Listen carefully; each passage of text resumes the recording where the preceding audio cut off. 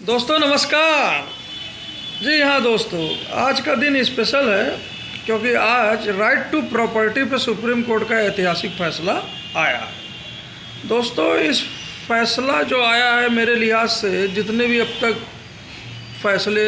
हमने देखे हैं माननीय चीफ जस्टिस साहब के नेतृत्व में, वो आज का फैसला वो सबसे बेहतरीन फैसला है। और वो फैसला जो किसी पर्टिकुलर इकोनॉमिक आइडियोलॉजी इत्यादि से परे है, जो वास्तव में एक वेलफेयर स्टेट के अब हमारा एस्पिरेशन है, अल्टीमेटली उसको एम करता है, और जो देश समाज में डाइवर्स व्यूज को, डाइवर्सिटी को प्रमोट करता है। जी हाँ, ये जजमेंट बहुत ही बेहतरीन जजमेंट, और उनके द्वारा दिए गए अब तक के सारे जजमेंटों में मुझे ये सबसे अधिक, ये क्या बोलते हैं, सबसे अच्छा जजमेंट लगता है और सबसे भारी जजमेंट, क्योंकि इससे वास्तव में हमारे देश में जो मटेरियल रिसोर्सेस हैं और जो हमने अपनी आज जितनी प्रगति की है, वास्तव में हम कैसे अफेक्ट करते हैं और हमारे राइट्स क्या हैं, ये सब इस जजमेंट कंट्रोल करता है। और किसी भी समस्या में जब कभी भी इन मटेरियल रिसोर्सेज पे कोई दिक्कत आएगी या कुछ भी आएगा, तो अल्टीमेटली जो फाइनल जो डिसीजन होगा वो राज्य के हाथ में नहीं, बल्कि राज्य को ही हाथ में फाइनल इंटरप्रिटेशन जो है वो माननीय कोर्ट के समक्ष होगा। जी हाँ, सबसे पहली बात कि जो सबसे मेन क्वेश्चन बेंच के समय था, जो 9 बेंच मेंबर्स की, ऑनरेबल जस्टिसेस की बेंच थी, वो ये था कि क्या मटेरियल जो कम्युनिटी के मटेरियल रिसोर्सेस में प्राइवेट जो इंडिविजुअल के रिसोर्सेस हैं, क्या वो भी आएंगे। तो चीफ जस्टिस साहब ने अपने कंक्लूजन में बताया कि थ्योरेटिकली वो आ सकते हैं, मतलब यहाँ में शब्द का प्रयोग हुआ है, लेकिन सभी जो इंडिविजुअल प्राइवेट रिसोर्सेस हैं वो ऑटोमेटिकली कम्युनिटी के रिसोर्सेस, कम्युनिटी के मटेरियल रिसोर्सेस में 39B के अंतर्गत ऑटोमेटिकली नहीं आ सकते हैं। कहने का उनका ये मतलब था। कहने का मतलब ये है कि अगर मान लीजिए सारे रिसोर्सेज, जितने भी रिसोर्सेज 2 तरह के होते हैं, जैसे जस्टिस रागरत्ना जी ने बताया अपने जजमेंट में कि कोई भी मटेरियल रिसोर्सेज जो रहेगा वो 2 तरह का होगा। एक तो होगा स्टेट ओन्ड रिसोर्सेज, दूसरा होगा प्राइवेट इंडिविजुअल या प्राइवेट रिसोर्सेस हो सकते हैं, 2 तरह के हो सकते हैं। तो जो स्टेट ओन्ड रिसोर्स है वो ऑटोमेटिकली वो कम्युनिटी के रिसोर्स होंगे, लेकिन प्राइवेट रिसोर्स क्या बोलते हैं, जस्टिस नागरत्ना जी ने बताया, वो क्वालिफाई कर सकते हैं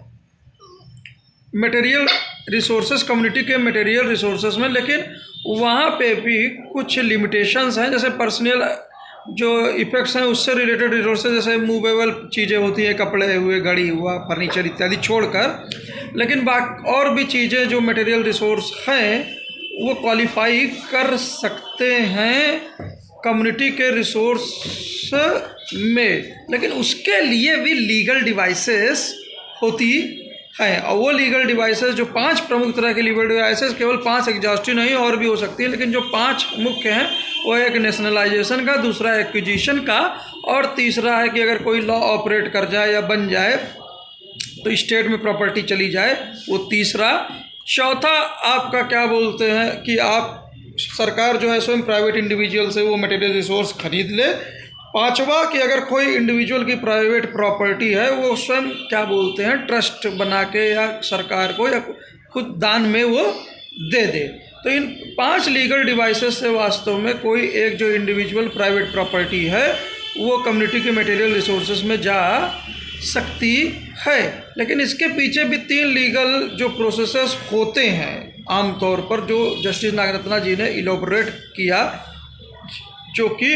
वो ये है कि पहला कि जो भी प्राइवेट प्रॉपर्टी हो उसको पहले स्टेट अपने नाम पे करे, मतलब उसने नाम पे हो। दूसरा, जो भी आप ले रहे हो मटेरियल रिसोर्स, उसका डिस्ट्रीब्यूशन जो हो, जैसी भी पॉलिसी हो, किसी लोग में, किसी पर्पज़ में जिस हिसाब से होना चाहिए वो हो, वो डिस्ट्रीब्यूशन भी होता है, मतलब किया जाता है। ये वास्तव में आमतौर पे होता है, जस्टिस नागरत्ना जी ने बोला। और तीसरा क्या बोलते हैं, मतलब उसी में बता कि इसी डिस्ट्रीब्यूशन में भी कि स्टेट भी ये प्रॉपर्टी अपने पास, ये चीज़ अपने मतलब उसके संसाधनों के हिसाब से अपने पास वो रख सकती है। लेकिन तीसरी जो सबसे अहम चीज़ जस्टिस नागरत्ना जी ने कही कि अगर प्राइवेट प्रॉपर्टी क्वालिफाई हो रही है इनके लिए, कम्युनिटी के रिसोर्सेज के लिए, तो अगर जिस व्यक्ति की प्राइवेट प्रॉपर्टी है मतलब उसका टाइटल एंड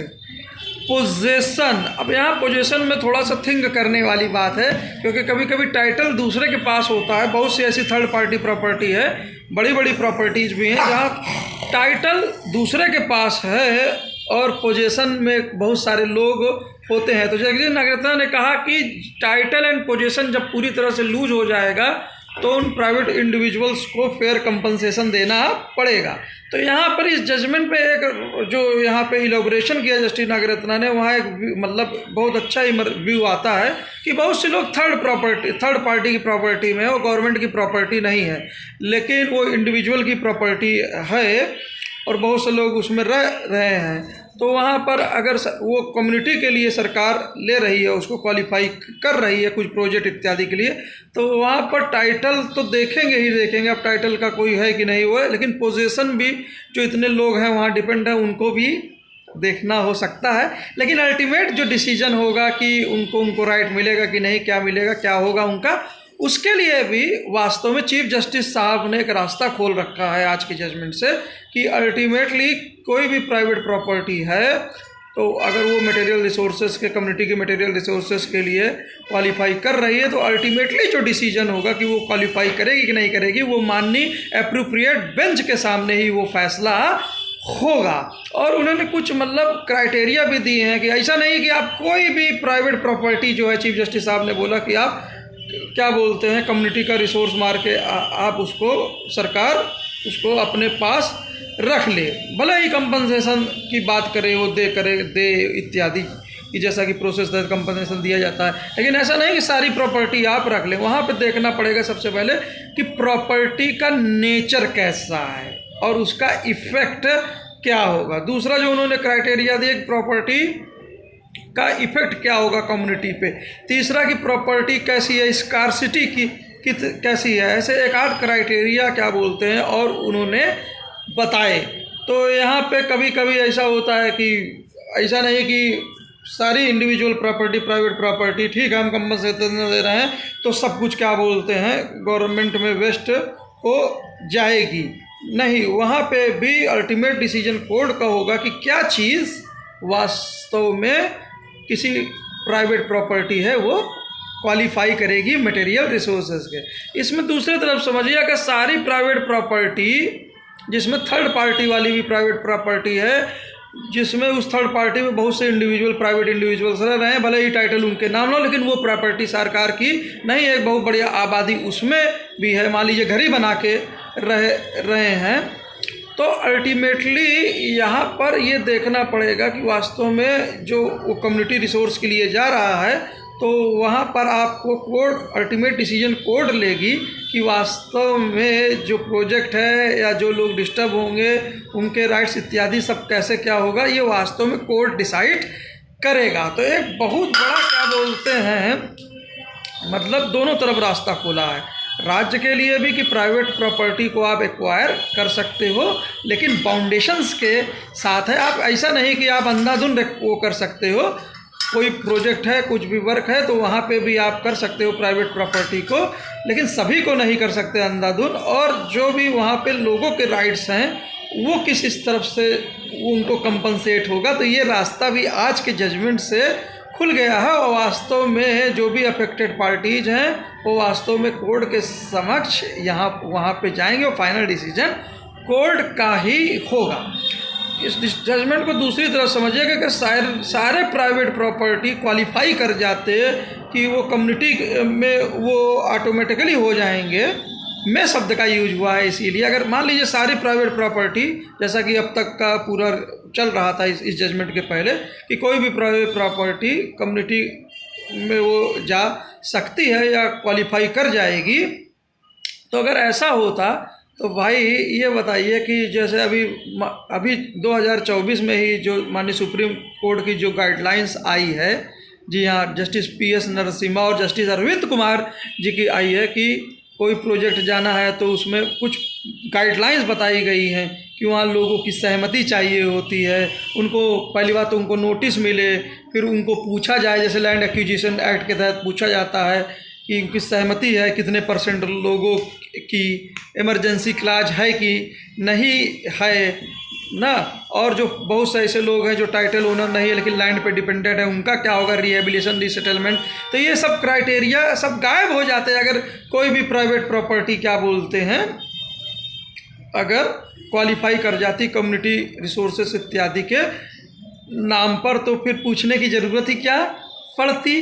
तो यहाँ पर सब कुछ चीज़ें हैं, जजमेंट बहुत ही इलोबोरेट है और वास्तव में जनता के हित में है। जी हाँ, ये जनता के, क्योंकि हम जब इंडिपेंडेंस हुआ, जैसा कि चीफ जस्टिस साहब ने स्वयं बताया कि उस समय हमारी रिक्वायरमेंट प्लान डेवलपमेंट के लिए थी, तेज़ी से हमको विकास करना था, तो सरकार को रिसोर्सेज की आवश्यकता थी, तो वहाँ पे हैवी इंडस्ट्रीज इत्यादि अपने हाथ में लेने थे, तो उसी के रेस्पेक्ट में लैंड की ज़रूरत पड़ी, उसी के रेस्पेक्ट में क्या बोलते हैं बहुत से लोगों पर बहुत सी ज़मीन थी, तो एक सोशलिस्ट कैरेक्टर अगले डिकेड में आया, उस तरह की पॉलिसीज फॉलो हुई, उस समय की रिक्वायरमेंट थी। तो उस समय ये हो रहा था कि कोई भी मटेरियल रिसोर्सेज हो वो कम्युनिटी के ही रिसोर्स, इंडिविजुअल प्राइवेट रिसोर्स भी पूरी तरह से कम्युनिटी के रिसोर्स ही आएंगे। लेकिन जैसे जैसे फिर 91 की मार्केट पॉलिसीज हुई और ग्लोबलाइजेशन का दौर हुआ, प्राइवेट सिस्टम में इनोवेशन, प्राइवेट सिस्टम में लोग खुद वर्क करें, सरकार बहुत बार बहुत से प्रोजेक्ट अच्छे से नहीं वर्क हो पाते हैं, तो यहाँ पर और कुछ मटेरियल जो प्रोग्रेस हुआ तो मटेरियल क्षमता भी हमारी बढ़ी, टेक्नोलॉजीज़ भी नहीं आई, तो वहाँ पर प्राइवेट जो होल्डिंग है वो इन्वेस्टमेंट वो भी बढ़ने लगा, लोग अपने प्राइवेट कमाने के लिए और अच्छे से वर्क करने लगे। ग्लोबलाइजेशन में मार्केट इकोनॉमी, कंपटीशन इत्यादि के लिए ज़रूरी हो गया। तो जो ये जर्नी हमारे संविधान ने ट्रेवल किया, वास्तव में वेलफेयर स्टेट की जर्नी, कि हमारे देश के नागरिकों को, लोगों को कितना वेलफेयर हो रहा है, और इकोनॉमिक डेमोक्रेसी के तहत है कि हर तरह का सिस्टम यहाँ पे रहा, प्राइवेट भी रहा और पब्लिक भी रहा, हमने फॉलो किया, और बैलेंस शिफ्ट होता रहा कि कैसे देश समाज के अनुसार चीज़ें चलती है। और उस हिसाब से लोगों ने, पब्लिक ने भी, सरकारों में 91 में जो सोशलिज्म की बात करती थी, वही 91 में मनमोहन सिंह सरकार, उसी पार्टी की, उसने क्या बोलते प्राइवेटाइजेशन का लुक किया, उसी को आगे चल के और थोड़ा बड़े रूप में मोदी गवर्नमेंट ने आगे बढ़ाया। लेकिन जब और रिसोर्सेज की ज़रूरत पड़ी तो फिर से क्या बोलते हैं लैंड की ज़रूरत आन पड़ी, तो फिर लैंड के सर्वे इत्यादि भी होने लगे। हम ये भी देखें तो यहाँ पे ये भी देखना है कि बहुत सारी इंडिविजुअल लैंड्स हैं, प्राइवेट लैंड्स है, जिसपे थर्ड जो बहुत से लोग हैं थर्ड पार्टी पे, लेकिन इंडिविजुअल वो प्राइवेट प्रॉपर्टी है, तो वहाँ उस तरह से क्लेम गवर्नमेंट नहीं कर सकती। हाँ, कोई लॉ के जरिए वो, जैसा कि जस्टिस नागरत्ना ने तीसरा बात बताया कि वो ऑपरेशनलाइज हो जाए, तो उसके ज़रिए वो प्रॉपर्टी, अगर प्राइवेट प्रॉपर्टी है तो वो वहाँ जा सकती है। लेकिन अल्टीमेटली तीसरा चीज़ क्या है, टाइटल के साथ साथ पोजीशन वहाँ पे भी इत्यादि को वहाँ पर भी देखना होगा। तो यहाँ पर जो जजमेंट है बहुत ही बैलेंस्ड है, डेवलपमेंट का भी रास्ता खोलता है, लेकिन साथ ही साथ इस देश की जनता, इन देश के लोगों को उनके राइट्स भी बचाता है। उन्हीं के नहीं जिनके पास टाइटल है या कब्जा, उनके भी जो थर्ड पार्टी प्राइवेट प्रॉपर्टी पे हैं, रह रहे हैं, घर द्वार बना के रह रहे हैं, और दूसरा कोई ऑप्शन नहीं है। ये तो बहुत ही ब्रिलियंट जजमेंट था। जो अंतिम कथन जो चीफ जस्टिस साहब ने कहा कि कोई भी इंडिविजुअल की प्राइवेट प्रॉपर्टी केवल इसलिए वो कम्युनिटी की प्रॉपर्टी में क्वालिफाई नहीं कर सकती है क्योंकि वो एक मटेरियल रिसोर्स है, या मटेरियल उसका फ़ायदा हो सकता है कम्युनिटी का, उसकी प्रॉपर्टी लेके कुछ फ़ायदा कम्युनिटी के लिए हो सकता है, केवल इसी बेसिस पर कोई इंडिविजुअल प्रॉपर्टी कम्युनिटी प्रॉपर्टी नहीं हो सकती है। ये बॉटम लाइन थी। तो ये बहुत ही ब्रिलियंट जजमेंट आया। ये आज डाइवर्सिटी का सेलिब्रेशन का जजमेंट,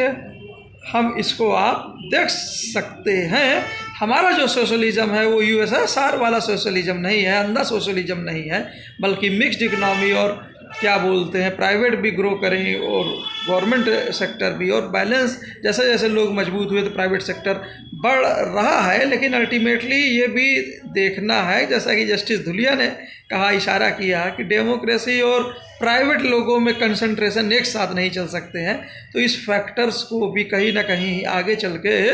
देखने की, वो भले ही थोड़ा सा वो मतलब शायद माइनॉरिटी जजमेंट है 8-1 का धुलिया साहब का, लेकिन एक इम्पॉर्टेंट फैक्टर ये है कि डेमोक्रेसी और जो रिसोर्सेस कुछ इंडिविजुअल्स में बहुत सारे रिसोर्स इकट्ठा हो जाए, ये भी तो साथ नहीं चल सकते हैं। खैर ये जो चीज़ें हैं ये अल्टीमेटली फिर जो चीफ जस्टिस साहब ने कहा है कि वो उसमें आ जाएंगे जो उन्होंने 5 कि कहीं वेल्थ का कंसंट्रेशन तो प्राइवेट प्लेयर में नहीं हो रहा है, तो ये वो अल्टीमेटली कोर्ट के माध्यम से, लीगल प्रोसेस के माध्यम से ही तय होगा। उम्मीद है ये जजमेंट आप बहुत पसंद आया होगा। दूसरा ये बहुत ही खूबसूरत जजमेंट आज चीफ जस्टिस साहब का आया, वो मदरसा के ऊपर आया, क्योंकि पिछली जो सुनवाई हुई थी उसमें लग रहा था, क्योंकि बहुत से हिंदू ट्रेडिशंस के भी स्कूल हैं जहाँ वैदिक शिक्षा, गुरुकुल इत्यादि, तो उनके लिए क्यों नहीं आया, ये थोड़ा सा क्वेश्चन था। राज्य को पूरा अधिकार है कि राज्य जो है कि देखें कि इस तरह के इंस्टीट्यूशंस में जो कम्युनिटी चला रही है वहाँ पर स्टैंडर्ड्स ऑफ एजुकेशन जो हैं वो इस तरह से रहें कि लोगों का भविष्य ना खराब हो और वो देश हित में वो लोग नेशनल उसमें रहें, नेशनल स्ट्रीम में इत्यादि में रहें, और उनको हक है कि रिलीजियस और टेक्निकल हर तरह की एजुकेशन उनको मिले, फ्यूचर किसी का वो इस तरह से ना हो, देश की उन्नति और इत्यादि में सब कुछ ये चीज़ हो। ऐसा ही कुछ जजमेंट तो आज बहुत ही अच्छा रहा वास्तव में इंडियन डेमोक्रेसी और इंडियन डेमोक्रेसी, डाइवर्सिटी और वेलफेयर स्टेट के लिए हमारा कॉन्स्टिट्यूशन बहुत ही फ्लेक्सिबल है, ऑर्गेनिक है और देश समाज के साथ बहुत जगह देता है, और माननीय सुप्रीम कोर्ट इसी फ्लेक्सिबिलिटी को समझती है और अपने जजमेंट को अपने देश समाज के रिक्वायरमेंट के अनुसार मोल्ड करती रहती है। बहुत खूबसूरत जजमेंट आज आए हुए हैं, और ऐसे ही कुछ एक दो जजमेंट मैंने पहले ही बोला था कि अभी जो लेगेसी है वो लेगेसी जो है वो अच्छे जजमेंट से, गैलेक्सी आप बहुत ही बेहतरीन जजमेंट से सजने वाली है। अभी 3 रोज हैं और कुछ बेहतरीन जजमेंट्स और चीफ जस्टिस ऑफ इंडिया के आने वाले हैं जो वास्तव में काफ़ी पॉपुलर हैं।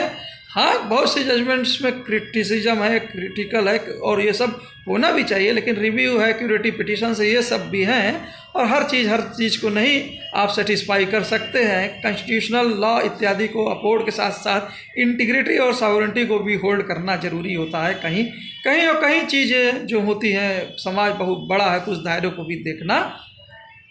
पड़ता है। तो उम्मीद है ये एपिसोड आप लोगों को पसंद आया होगा। जय हिंद, जय भारत। देखते हैं, अभी तो अब 2-3 रोज बहुत क्रूशियल रहेंगे। Thank you sir.